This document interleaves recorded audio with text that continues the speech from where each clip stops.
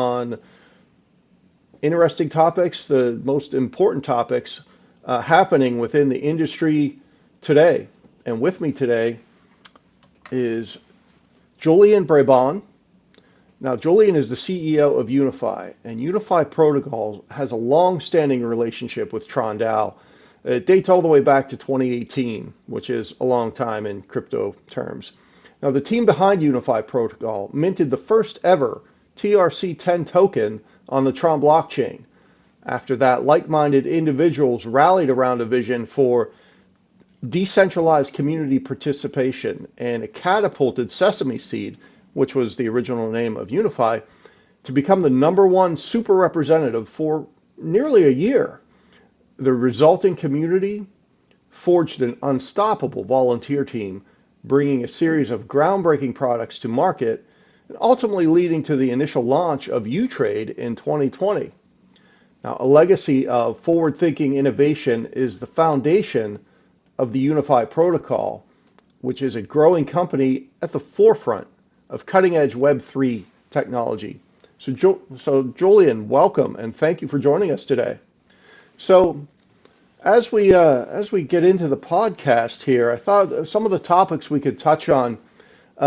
Just really, I'd be interested in learning your views on Tron and why you chose to develop and become such an early adopter back in 2018, and then how you see what was your experience as Tron evolved over the years, and how is it now, and what's your view there? Then I'd really like to talk about Unifi and learn what you're working on now, because I believe you're really doing some interesting things, and I think the listeners are also going to be really interested in learning more about what's happening at Unifi currently. So, Juliun, welcome. And with that, maybe you could tell us a little bit about your early experiences with Tron. Cool. Hey, what's up, Dave? Very nice to talk to you here. Great to be on and chat about this a little more. So as you mentioned, we kind of first found our starting on Tron in 2018.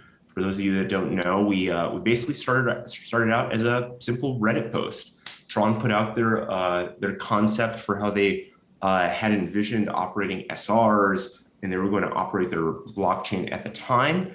And a lot of people threw up their hands, and us in particular, we put out there a Reddit post concept on, hey, let's join together as a community. Let's vote ourselves through as a representative on Tron. We're going to take those node rewards and provide them back to the general community, and in that way continue to support our growth. So as an early starter on Tron, our mission really was to be a community representative.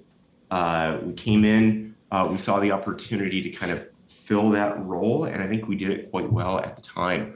So as we launched on Tron, we saw there was a lot of very neat things that they had to offer. There was a lot of very cool incentives around how their communities were offered rewards. There were a lot of very interesting ways that they operated the blockchain based around proposals.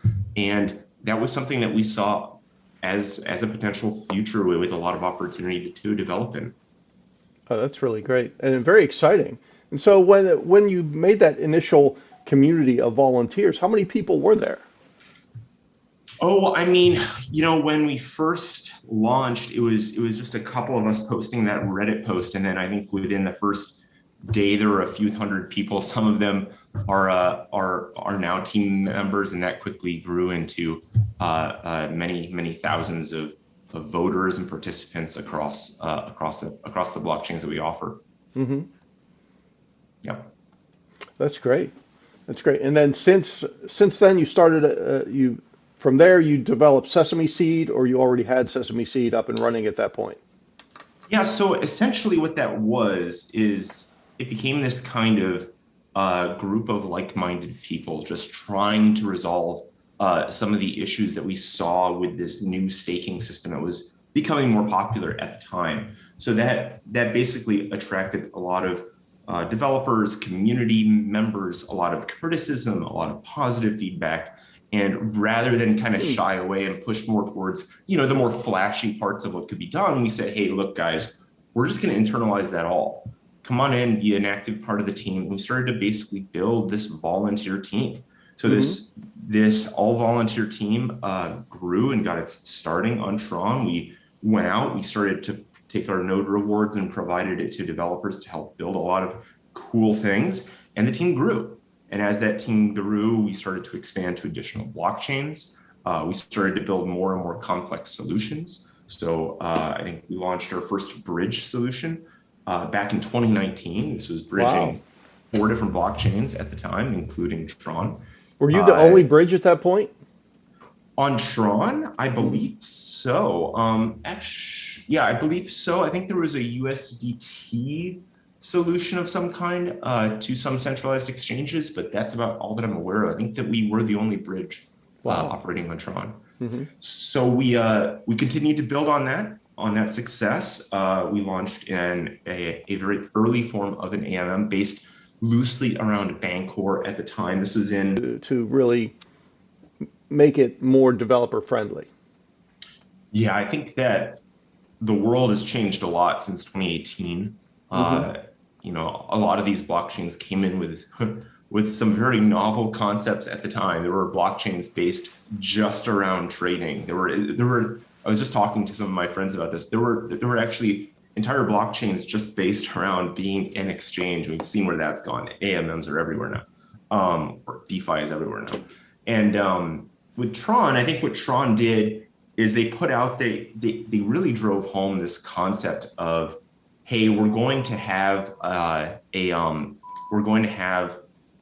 push for all of these proposals and these on-chain activities, controls of things like, you know, energy costs, which is how transactions are priced, down to what the rewards are. Those are all going to be basically controlled by this SR group. So what happened is, so from my perspective, that's really what I think sets Tron apart here, is we're out there and we're seeing developers build on many different chains. And one of the biggest constraints continues to be gas costs. Yeah. And, you know, Ethereum has been very, very expensive. We've seen a lot of people go on to new blockchains, such as Avalanche, where things were much, much less expensive. But as we see those tokens continue to grow and go up in value, the gas cost scales with it. Tron is not immune to that, obviously. So what happens is with Tron, as the value of the token goes up, the gas costs do, as a result, go up. But one of the interesting things that I find about it is that with Tron, if you freeze your Tron, you can actually gain energy bandwidth for free and generate free transactions. And I think that that's kind of a thing that sets it apart, is that although for the more transient person just coming through looking to perform a swap or a trade, they may not necessarily be staking and freezing their Tron for that free transaction. So for those that have, let's get into that a bit. So for someone like me who isn't a developer, and maybe there's people who watching who, you know, are relatively new to the crypto and blockchain world, what do you mean when you say they're going to freeze their Tron? You know, can you talk about how that works and why someone wants to do that? Yeah, I mean, so the way that things work on Tron is you have, very similar to other DPoS systems, where you can take the native token and you can essentially lock it and stake it to a representative. Okay. On Tron, this is a 2-step process. The first step being you have to freeze that Tron. That's essentially your more or less locking of that token. And when you freeze that Tron, you decide if you want to freeze it for they have 2 different resources called bandwidth and energy, and that's how smart contracts are priced, just like gas. So so someone comes in, they buy their Tron, they say, I'm going to freeze it and I'm going to use it for bandwidth and energy. And then from there, they build their smart contracts and launch their smart contracts and pay for those using what they've frozen with Tron. Yeah, right? so and they could pay for it with the rewards they get from freezing it. Is that what you're saying? Not quite. So when they freeze the Tron, what happens is you can freeze it for bandwidth or your energy, and you can stake it. So when you stake your Tron, you just earn more Tron. When you freeze your Tron, you gain what's called bandwidth or energy, and you get that on a daily basis. It just comes into your account naturally. It goes away, it comes in, it's just a resource. Okay. And what happens is when you execute a smart contract on Tron, it consumes two resources, bandwidth and energy. If you don't have bandwidth and energy, it burns your Tron to create bandwidth and energy. Now, if you've frozen your Tron and you have a bank, it pulls from that bank. And so as a result, you can freeze and stake on Tron and then earn some kind of ROI or APR off of that. And while you're doing that, you would also gain free transactions on the platform based on how much Tron you've frozen. Okay. So you could do that simultaneously, the freezing and the staking. Yep, right? exactly. Then you have this pool of resources to create your smart contracts, and at the same time, you're earning interests, so to speak, for lack of a better term, on the Tron you have staked. So it serves kind of that dual purpose. Exactly. So we've been doing this for years now, for about 4 years. So we've built ourselves into a bit of a position now where what happened is we staked, we earned staking rewards. We've been generating energy and bandwidth as a result, and we use that to operate our smart contracts at no cost. And so what that means is when somebody comes in, typically the company the smart contract that they interact with, they actually have to pay or burn Tron, pay gas to run that smart contract. The developer on Tron can actually choose to cover that cost using their own bank of energy and bandwidth, which is super cool because us as a developer of an AMM on Tron, we can actually freeze our Tron, allocate it to our smart contracts, and say those transactions are now free. So even if you don't have the Tron to burn to run that transaction, we can cover that gas cost for you, making it essentially free for the user to operate. So if I was thinking of this in traditional finance terms, I would think of the staking part, the money I use, or the tokens that are frozen are like your cost of goods sold to some extent, right? You can think about it in those terms, and that's what you're using to fund the growth and development of your smart contracts, which will run your decentralized application. Yeah, that's fair. That's totally fair. Oh, that's really interesting, and thank you for explaining that. I'm sure the audience is very glad to have that explanation. So then, I think I've heard a problem about a situation more with a blockchain that their price rises, the price of their token rises, and then as such, the cost of running smart contracts on that application also rise as well. Have you heard of this? And what can a company like Tron do to prevent it? Yeah, I think that this is happening pretty much everywhere, even on very, very low cost blockchains, and this is happening on Tron as well. And I think one of the things that we've seen happen on Tron is as the price moves, the cost or the value of the Tron that you're burning to produce your resources to run these smart contracts does go up. On Tron, they've actually had a lot of proposals in the past to increase the amount of free energy and bandwidth that's allocated to a user. So this is something that kind of the SRs have come in and changed periodically many times throughout the last 4 years. And what that does is that basically allocates more or less resources to those that freeze their tokens.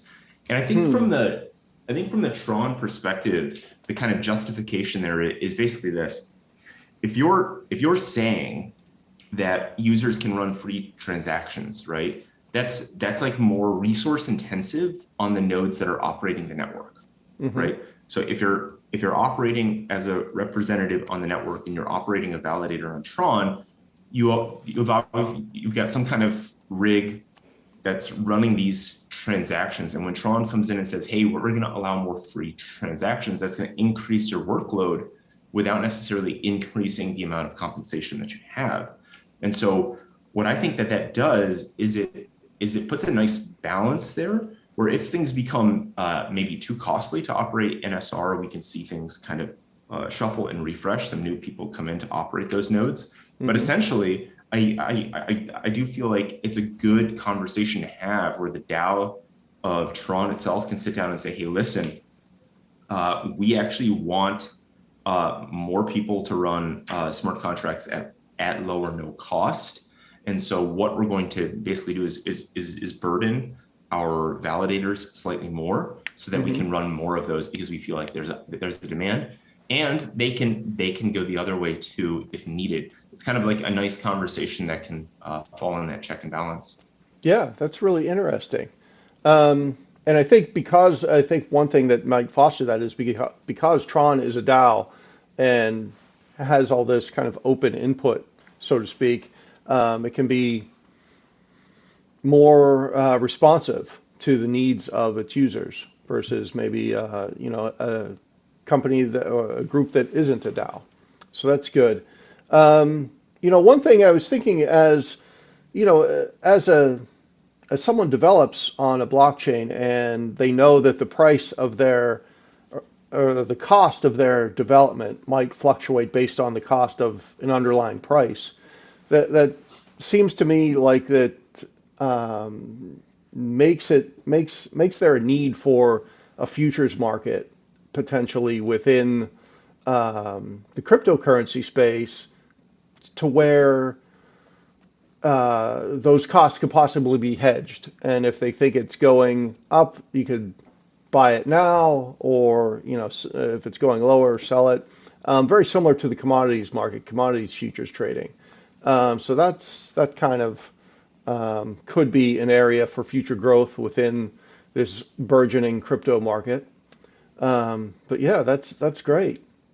Very interesting. Yeah. It's such a fast-moving world, and there are new businesses, new uses coming up all the time.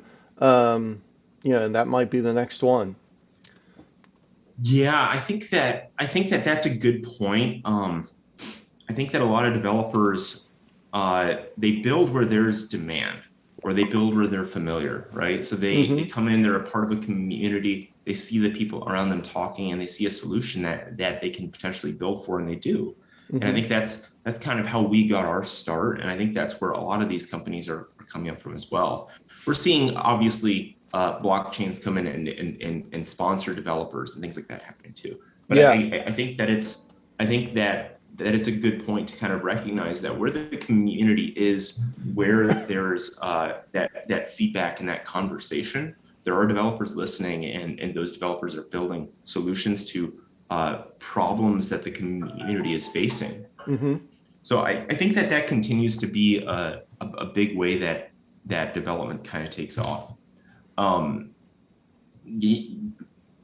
think that's part of why we see people building something on maybe one blockchain in particular, and then just simply seeing where that can port easily to kind of branch to multiple chains.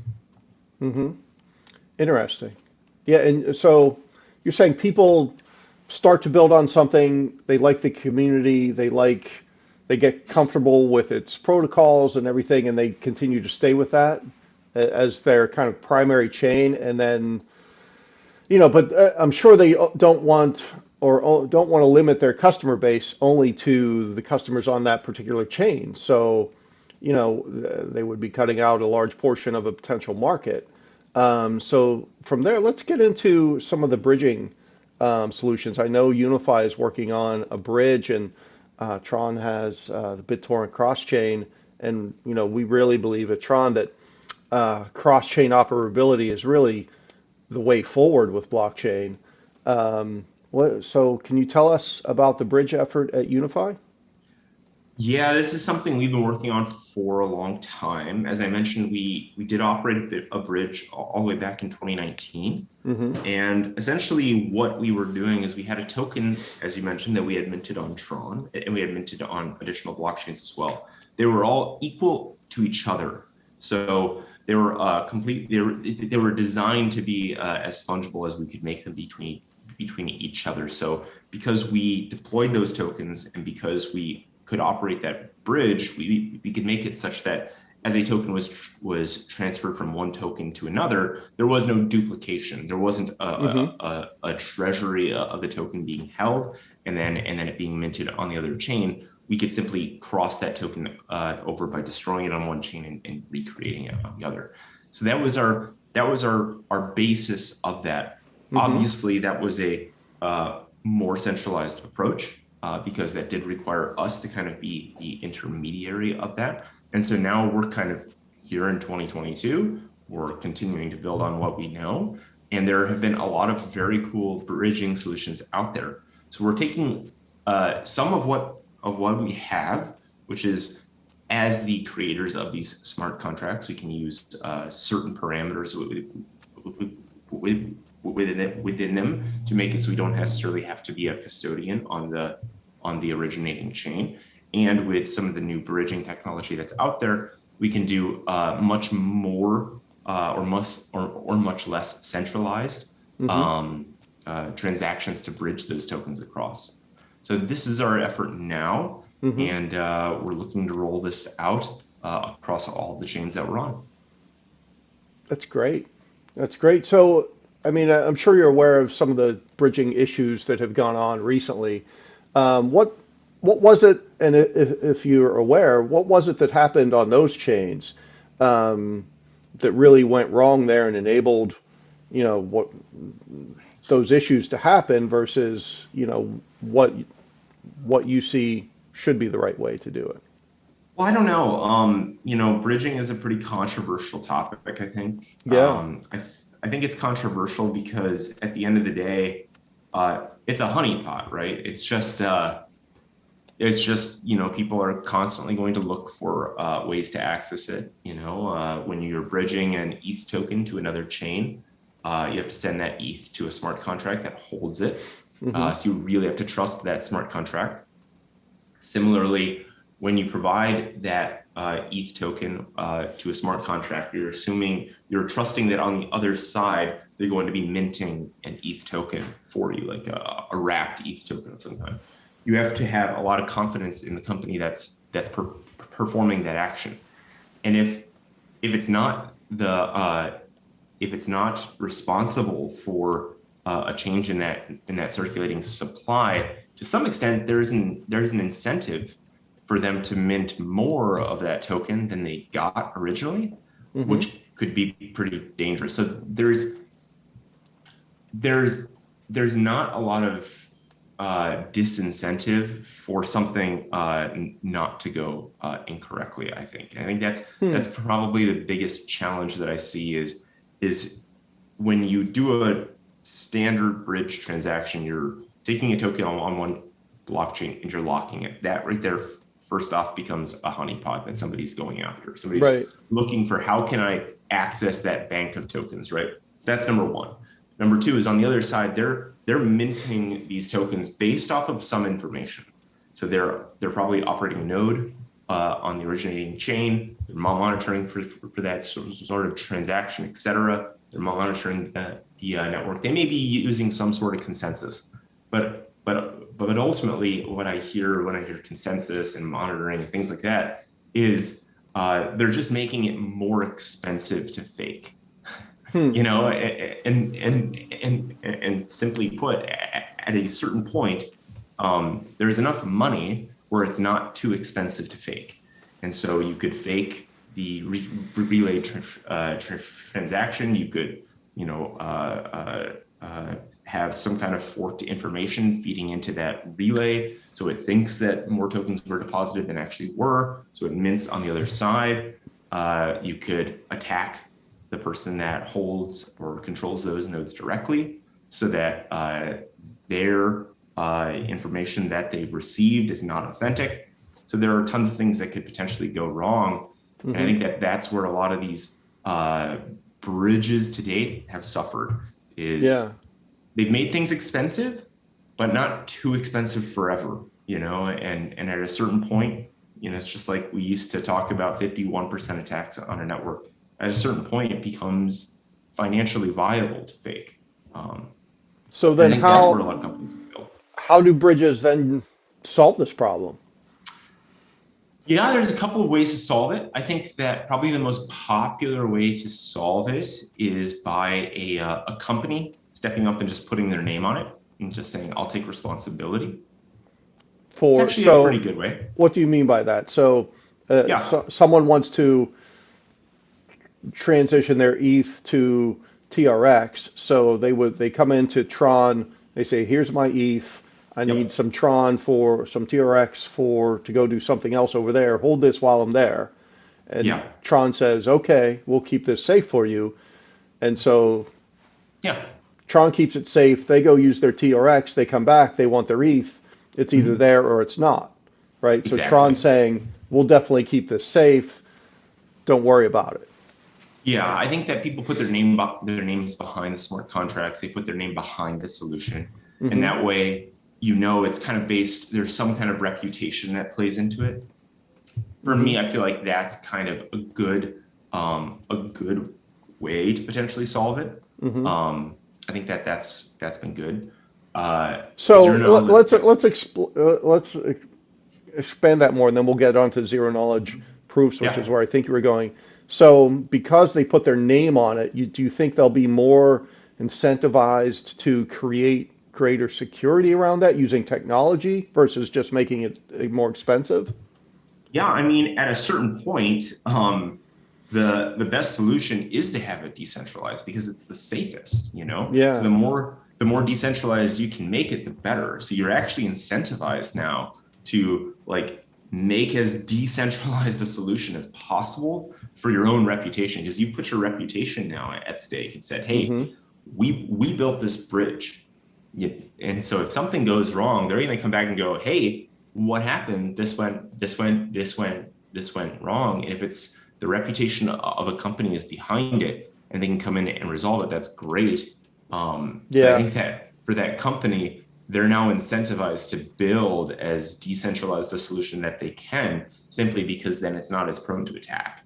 So Yeah. I think that it's kind of like a weird situation where it's like, for it to get better, you kind of really need somebody to step up and make that call, especially with a bridge, because at the end of Hmm. the day, these are two completely separate networks. They have no way of directly communicating with each other, and so Yeah. you're going to need somebody or some group of people to perform that communication. Yeah. And that might be a high risk, high reward strategy, because if someone goes out and does that and it goes wrong, that could be the end. People might leave in droves. But if it works, they're going to Yeah, gain all those new users potentially. But I exactly. like that. So I think before that you were getting into zero knowledge proofs. You want to talk about that a bit? Oh, I was just going to put that out there because you were talking about potential solutions. And I think that Hmm. that's kind of been touted for a long time. And I think that a zero knowledge proof is definitely a potential solution, Hmm. because it does allow you to communicate information in a more secure way, I suppose. So you could essentially provide evidence that a transaction occurred on the originating blockchain without providing everything. Without You can provide enough information to prove that a transaction has happened Hmm. without actually revealing anything that's secure. And so the downside of zero knowledge proofs with a bridge is simply the transaction costs Hmm. and time. It can take many transactions to prove, with a high degree of certainty that the transaction has occurred. And when you do this on high cost blockchains, it's not It, exactly viable. right. Okay. But but that's a good potential solution that I think a lot of people have been pursuing and investigating. Good. Good. Sounds good. So for the audience, I am here with Juliun Brabon of Unifi Protocol, and we're just having a nice discussion about a variety of topics around the blockchain world today. So with that, Juliun, maybe we could talk more about what else Unifi is working on, particularly what you're doing in staking and how you see the staking business moving. Yeah, I mean, we've been operating as a node operator for a long time now. As I mentioned, we're on 11 different blockchains today, and we operate nodes on many of them. We actually operate as a validator on many of those blockchains. We think that's very important to being a good partner to the blockchains that we work with. And I think staking, whereas as DeFi kind of took off, staking became maybe less attractive. I think we're kind of seeing a bit of a shift back now. Staking is becoming a lot more popular again. And I think that the reason for that is simply because the education around how a lot of these DeFi systems work isn't there. Whereas the education behind how staking works was there, Okay, interesting.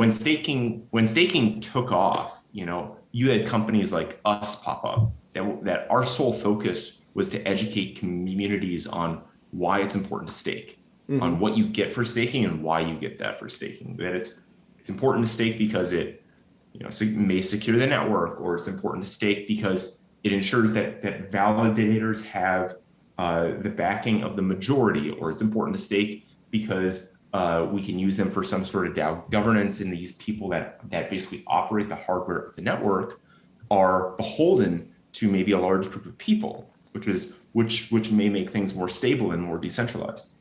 And for those that did stake, the reward was very clear. Why do I get tokens? Why do I earn this APR? Oh, it's because there's a deflationary or there's an inflationary model of the network that may become deflationary. But there's an inflationary model of the network such that all new tokens minted are distributed to these validators, so they get them, and they're going to pass them on to me as the staker. And so I think that was communicated well. And you had, like I said, people like ourselves, many of the node operators on dozens of other blockchains telling the world how staking works. So it was a community-led effort to educate, really the companies making that effort and educating the consumers about why it's important to have that happen. Yeah, and I think that blockchains put a lot of emphasis on community building and decentralization pre-DAO discussion, but they put a lot of emphasis there, and then this whole concept of decentralized proof of stake and proof of staking and things like this, those were so popular, and I think the message was so simple and clear that it could be effectively communicated to everybody. And so now the term staking is, my mom knows what staking is, like staking I hope so. Staking is everybody knows what staking is. And so I think that it got out there. And I think that when you take a look at what happened with DeFi, it was a perfect storm. You had much higher APRs than staking. And you had a lot more variety in who could build a DeFi solution. You had a lot more variety in their approach and how they could communicate that. And so instead of communicating like what is DeFi and how is this working, the communication dropped down to, this is what you get for doing it. Not what you're doing, not where the money is coming from, not why it's good for the ecosystem, just this is what you get. And so instead of it being like this back and forth conversation, it became like, hey, this is what I get from this, and this is why this is important. Versus, staking, when we were having this conversation, it was with cypherpunk manifesto references and pulling out our Satoshi, our Bitcoin mugs, and this old school conversation around this is important because we're building this decentralized future, with like DeFi, it's like, oh, how much can I make? And that was the focus, and people lost sight Mm-hmm. of where was that money coming from? You know, Yeah. it's coming from somewhere. And impermanent loss, you know, tokens that may not necessarily have value being distributed, the way that fees were charged and distributed were not communicated well because there's Mm-hmm. no incentive to. And then APRs, they're not stored well. There's no there's no decentralized repository of like historically what has the APR been? Is a 1000 APR enough? You know, is that enough to overcome impermanent loss? And I think what happened is you had people coming in, didn't know how the system worked because there was no education effort around it. They saw Mm-hmm. there was a 1000% APR on this thing. They dropped in $1,000 and they walk away with $500 and they go, how is that 1000% APR? And you go, oh, impermanent loss and value, and the value of the token that you got went down. And they go, but that's not 1000% APR. And people got burned. And so now they're Huh. turning back to the thing that was educated for Yeah. years before. So let's say to the regular investor who has some money in the bank that's earning 0.1% interest, and they look over and they see they could do this staking thing that they kind of know about, but and earn, let's say, 5%. What are the risks that they would incur in doing that and making that type of change? Is there how great, I should ask, is the risk of permanent loss? Well, on staking, the only risk that you have is your exposure to the token, Okay. you know? So when you're staking on Tron, you're exposed to Tron. Hmm. So if you're earning, say, 7, 8%, whatever that is today, when you earn that, your exposure is that you're exposed to Tron. So you're exposed to the market value of that asset that you bought. You know, just like if you're holding US dollars, you're exposed to US dollars relative to the Right. yen or So whatever. it's the volatility, right? Yeah. And volatility within your holding period. Yep. And all these different blockchains offer different token rewards and different staking rewards. We even do staking Hmm. rewards. We have our own token, Unifi, and we allow people to stake it and earn an APR as Unifi tokens. So they get more of that token, the value of that asset, but that underlying asset can fluctuate. But I think that's something that people know. That's like been Yeah. educated on for like I said, for years Hmm. versus impermanent loss. I think the education around has been not where it needed to be Yeah. for the average consumer. Okay. Very good. Um, Great. Well, let's jump topics. As you know, or might know, Tron is running running three hackathons this year, and right now we're in the middle of the first one, which I believe extends till May. Then there's one throughout the summer that ends in August, and then again, the third one begins in August and runs all the way nearly up to Thanksgiving. So, from your point of view, as this experienced developer, this pioneer within blockchain and crypto, and as well as building on Tron, what should some of these new developers do to really make their ideas stand out on Tron, and how to best, leverage the technology to make themselves look good? I think for me, the most interesting thing today is the gas costs. You Hmm. know, uh, you take a look out there, and people have built some very interesting solutions that butt against gas costs. You know, that we saw Ethereum lead this charge, and people built more and more complex solutions. When Binance Smart Chain took off, people started to port them there because the cost was lower. They could do even more. And now we're seeing that as they go to lower and lower cost blockchains, they can actually take more and more advantage of DeFi based solutions Hmm. or NFT based solutions or whatever. And so I think for me, that's super interesting. And if you come in and you take a look at the way that gas costs work on Tron, and you Hmm. really take advantage of that, you can build some very cool stuff. I think for me, that's really going to be very interesting. So I you're think saying that's because because the cost to build or the gas costs are so low that you can build more. They can derive greater value from the same effort, right? So Yeah. if you build on a high cost, you can do X, but if you build where it's lower cost, you can then do Y and make the Okay. same with the same thing. Is that what you're saying? Yeah. I mean, for example, arbitrage corrections Mm-hmm. across Sushi Swap and Uniswap or whatever, or Curve and Uniswap, there's a maximum because the transaction cost. You're like leaving $80 on the table with each transaction, or 40 or $50, whatever. On Binance Smart Chain, you're leaving a couple bucks. On Avalanche, a couple bucks, and it doesn't sound like much, but if you're doing high frequency trading, right, and you're building some kind of arbitrage solution, right, Mm-hmm. and there's a way to work around gas, so gas is zero for you, like you've just shrunk your arbitrage opportunity. And actually, we used to have some people that did this.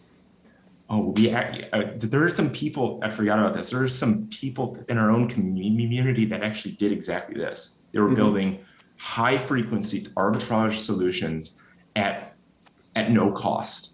And many people did this, and they would basically take their Tron, they would freeze it for bandwidth and energy, and they would Mm-hmm. build these arbitrage buy sell crazy solutions, and they would go, they would run the transaction for one hundredth of a cent. The gas Huh. is free. Why Yeah, not? So there's like no risk there. And I think that's super cool. And when you take that and that you would be apply cool. that to gaming, for example, and people, there's some very cool things that can be done. There was a very early application on Tron, Seed It, for those that we like helped sponsor and build with some of the early developers of Tron. Um, and what it did is it was just a payment system back and forth, and it would use some of these mechanisms to make sure that the transactions were free. And Hmm. it was cool. It was cool because then you could talk about a gaming solution or an NFT solution that maybe people like don't have to pay a transaction fee for because you're covering X amount of those. I Yeah. think that a lot can be done when you take away the gas costs. And for me, I think that's one of the things that sets Tron apart. And one of the things that I think are super, super interesting. Yeah, that's interesting you mentioned that because I've heard that the cost of NFTs within games might be something that prohibits maybe more rapid adoption as gamers kind of push back on buying an additional or paying an additional Mhm. price for to have an NFT. So if they could be low to no cost, that's definitely going to or should definitely help adoption of NFTs within gaming. Yeah. So it sounds like Tron would be a great platform to do something like that on. Yeah, but it can't be done if you're just gonna port something. Hmm. It's not you're not gonna gain that. You've really got to know how that system works with staking and energy and bandwidth. There are plenty of experts within the Tron ecosystem. Token Goodies is actually somebody we've been friends with for a long time. They operate an application on Tron they just resell energy and bandwidth, which is which to Hmm. me is absolutely crazy that even happens, because you've got to think like their whole business is basically selling cheaper transaction fees. Yeah, How cool is that? Like to me, like that concept is just so interesting. And that is. I think that for even a developer, they go, well, I guess I can put some money in and pre-buy transaction fees at a lower cost, or go the next step and just accumulate enough Tron to freeze it to get free transactions. Or if you're a user and you're using a DEX constantly, like you've got a high frequency trading arbitrage bot and you need, $2 million worth of frozen assets, you can buy that for relatively cheap. Hmm. Um, Pretty cool. And Yeah. people do it. People do it. People do it en masse. It's So what you're very, very saying is popular. that it seems like it would make a lot of sense for, like this company did, to go out and buy tokens of these layer one solutions when they're very low, hold them as those prices rises. You could then resell it at a lower cost than the current market price to developers. Yeah, I think that on Tron it works. I believe on EOS it works as well. Hmm. Um, but this isn't ubiquitous, Okay. and people are, there's different approaches there. And I think that on Tron this is viable. That's a viable activity, and people that people maybe aren't so aware of, that I think developers should be aware of.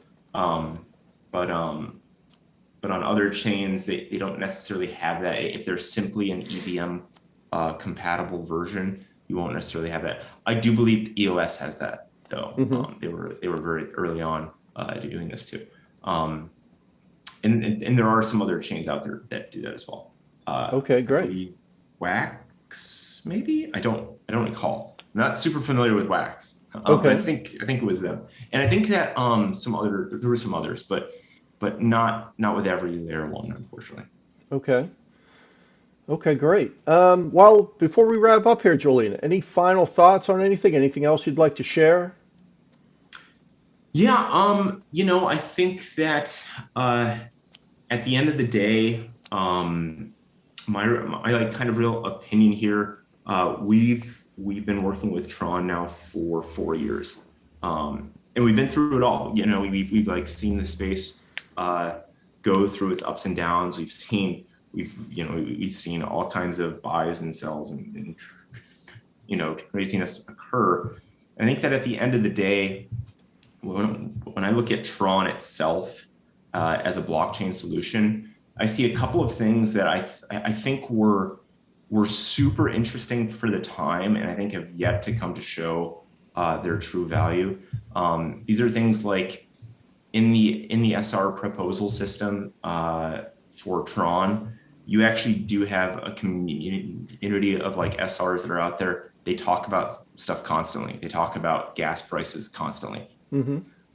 Personally, I wish that conversation was more public, because it is a very heated, intense, rich conversation around gas prices and total energy and transaction fees and stuff like that. That with the people that can actually vote to change these things, and they have multiple times, Hmm. they could change these things. And I think that's a very cool discussion that I think people should be aware of. That's been happening for years and continues to control these aspects of the blockchain, which I think is awesome.